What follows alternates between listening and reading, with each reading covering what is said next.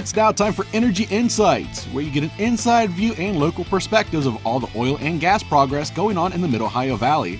This program is being brought to you by the Southeastern Ohio Oil and Gas Association and can be heard every Saturday at 9 a.m. on local radio WMOA AM 1490 and ESPN radio WJAW FM 100.9 and AM 630. It's now time for the show. Here's Johnny Wharf, your local host. Johnny Wharf on Energy Insights, along with Cathy Hill once again from Ergon. We wanted to touch on a couple of things maybe that we didn't get to touch on the last time we talked. You'd mentioned you went to Penn State and you were in Philly for a while, and you worked for Quaker State, and that was something that was a name we used to see a lot around, even on the gas stations here locally at Sterling Service Store. I know they used to handle Quaker State, but tell me a little bit about how Ergon and those companies meld together, and what maybe are some of the products that we see from your company here. Yes, Ergon, West Virginia has a refinery in Newell, West Virginia that they purchased from Quaker State in 1997.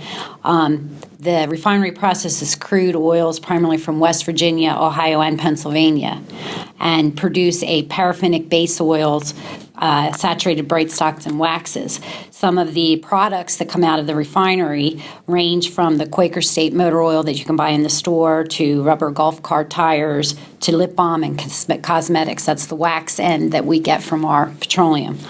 Somewhere in there, you see, until you got to lip balm, I was a little lost in terms of some of these terms that you were, and I'm familiar with Quaker Steak and Lube, but that's hot wings and beer, but that's a different story. All right, so the products that people use every day are coming from the oil that is right here underneath us. Yes, and we primarily use the legacy crude, which is the shallower formations, that is the older production in this area.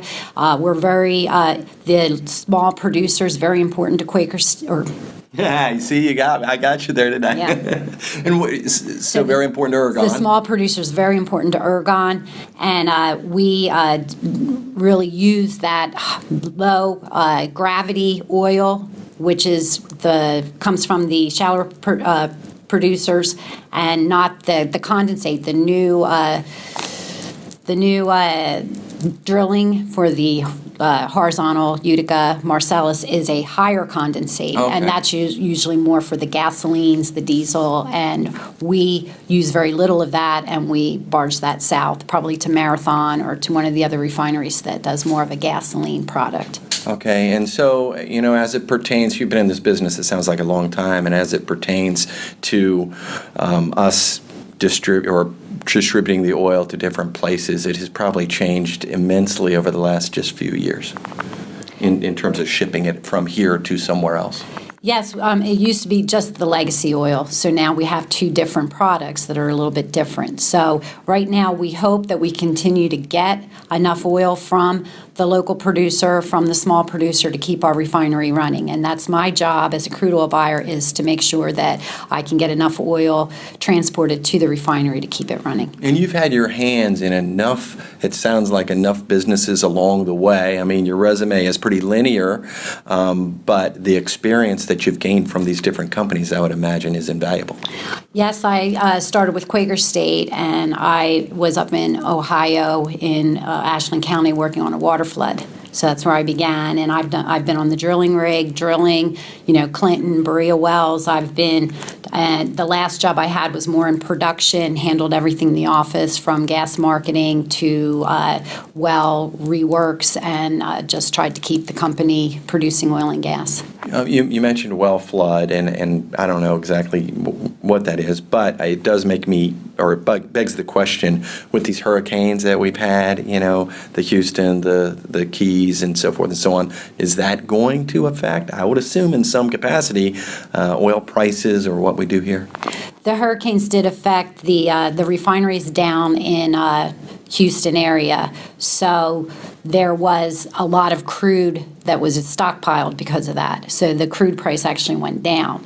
The gasoline that would have been produced from these refineries down there also stopped, so the gasoline price went up. So crude prices came down, gasoline prices went up. All right, Cathy Hill's with Ergon, our guest here on Energy Insights. Until next week, have a great day.